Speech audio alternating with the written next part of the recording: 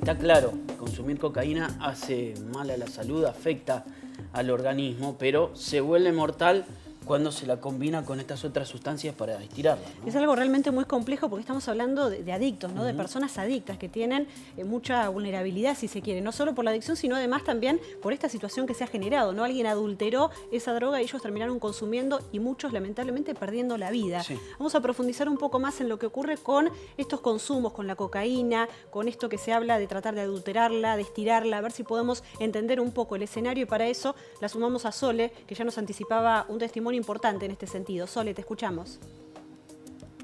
Sí, la vamos a escuchar a Roxana Bertrán, toxicóloga, jefa de la unidad de toxicología del Hospital Municipal y también miembro de la Asociación de Toxicología Argentina, quien ha estado trabajando en las últimas horas junto a un gran equipo en distintos puntos de la provincia de Buenos Aires para poder abordar este problema. Comentanos, Roxana, en una primera instancia, la gravedad que significa este tipo de escenarios tan poco habitual y que de alguna manera aún no se conocen del todo los efectos. Hola, buenas noches. La verdad que si tenemos que hablar, hablamos de una catástrofe sanitaria, muchos muertos en pocas horas, con elementos desconocidos, si bien la presunción diagnóstica por respecto a los síntomas que presentó la gente que ingresó o que falleció, parecería que se trata de un opiáceo o de fentanilo, que es un anestésico, principalmente por los síntomas que dieron.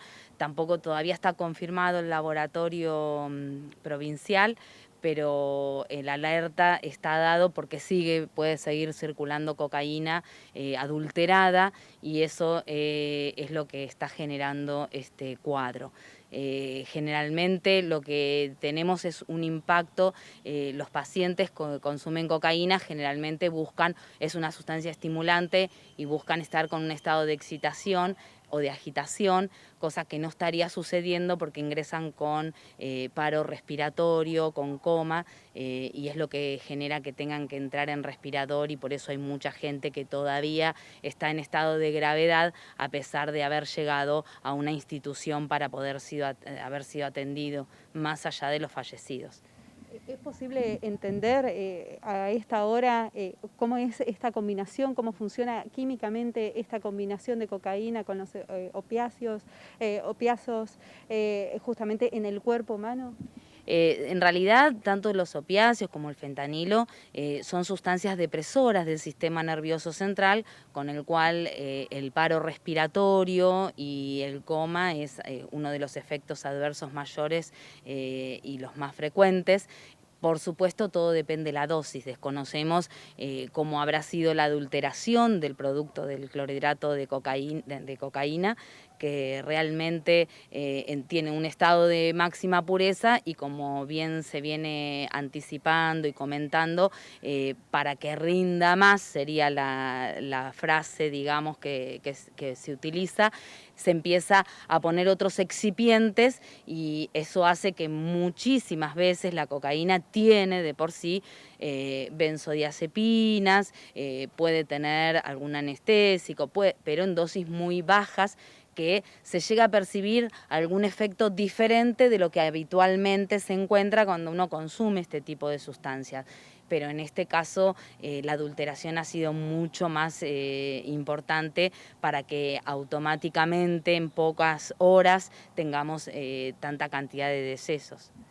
Lo mencionabas al comienzo de la nota, se puede considerar una catástrofe, y más aún plantear la complejidad de que se le está hablando a una población adicta, a una población en un estado de vulnerabilidad, para que no consuma lo que compró.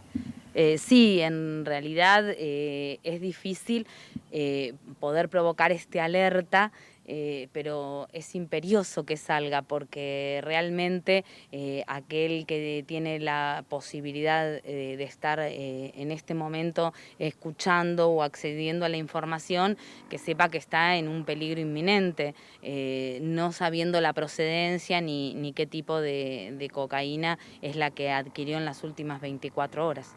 ¿Cuál es el principal desafío a esta hora desde la asociación, que sabemos que están trabajando minuto a minuto? Y el mayor desafío es de que no sigan apareciendo más víctimas, que los lugares o centros donde están siendo asistidos puedan contar con la naloxona, que es la que se está usando actualmente como antídoto, y bueno, esperemos que en las próximas horas esto empiece a disminuir y no seguir incrementándose, y que las versiones de que se asocia gente que apareció en la vía pública también fallecidas, ojalá no sean de esta magnitud o de esta misma causa, ¿no? Lo mencionábamos también fuera de cámara, cada vez son más las localidades, los municipios que están presentando este tipo de cuadro. ¿Es posible pensar que puede llegar a Bahía Blanca? Convengamos que pensamos en un principio que está relacionado al conurbano bonaerense.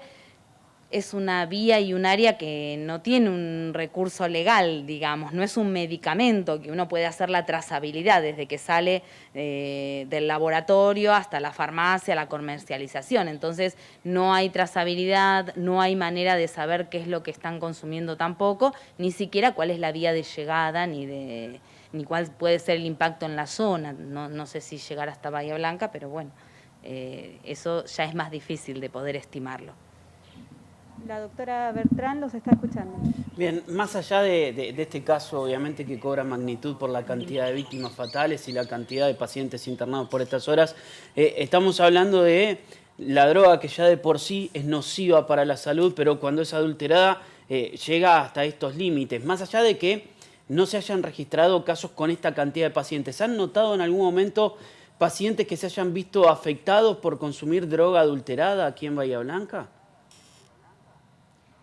Sí, siempre tenemos de este tipo de eventos que no llegan a ser eventos mayores, pero hay algunos antihelmínticos, bueno, un antiparasitario que a veces cortan la cocaína y produce lesiones dérmicas, que eso a veces lo vemos con las dermatólogas del hospital. Sí, siempre hay algún evento adverso. Convengamos que estamos hablando de algo que no está con la trazabilidad que corresponde, por supuesto. No tenemos una dosis efectiva ni una dosis letal, porque son drogas de abuso, y en realidad la mezcla con diferentes sustancias son miles, inclusive con cosas que no son sustancias.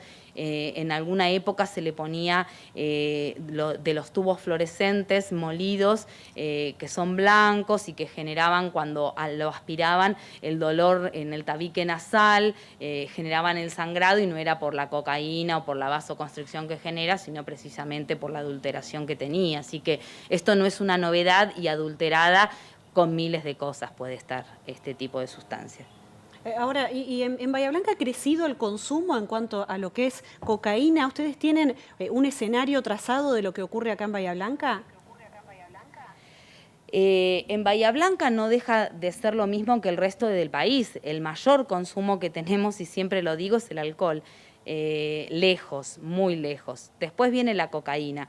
Vienen creciendo, obviamente, por el hecho de que se ven más casos, pero el alcohol se sigue llevando víctimas fatales cada vez más jóvenes. Así que si tengo que hacer y recalcar desde la prevención, el alcohol está a la cabeza. Y con una gravedad que se consigue en cualquier comercio, ¿no? Claro. Exactamente, exactamente. ¿Han notado particularmente el efecto pandemia dentro del consumo abusivo de distintas sustancias tóxicas, incluido el alcohol? Sí, en realidad se notó Sí, en realidad la pandemia disparó un montón de consumo, no solamente de sustancias, como hablamos del alcohol, de la cocaína, del cigarrillo. También podemos poner los remedios como otro consumo muy importante que creció, sobre todo los psicofármacos. Es un área que preocupa, porque la gente hoy por hoy busca el bienestar sí o sí, a per se, y entonces tiene que ser algo inmediato y cree que a veces en una simple pastilla podemos obtener el dormir, el descansar, el estar activos. La verdad que sí, la pandemia generó mucho aumento de muchas sustancias. Ahora, doctora, volviendo un poco al tema de la cocaína de conmoción nacional, es complejo abordarlo. Usted lo mencionaba como catástrofe porque estamos hablando de personas que ya son adictas, que ya tienen una doble vulnerabilidad, si se quiere, ¿no? Es difícil de abordar. En realidad, bueno, en esto corrijo por vicio de trabajar mucho con consumo. A veces no siempre el consumo va de la mano de la adicción. A veces hay consumos que no son problemáticos, son ocasionales, otros son consumos problemáticos. O sea, esto es importante poder ponerlo diferente porque si no pensamos que pasaría lo mismo con el alcohol. Quien toma una copa de vino es un alcohólico. Entonces, con esto pasa un poco lo mismo. No todo el mundo que ha consumido o que experimenta o que tiene un consumo esporádico llega a tener un problema con adicciones. Pero por supuesto todos los consumos son nocivos para la salud y uno tiene que apuntar a otro tipo de recreaciones.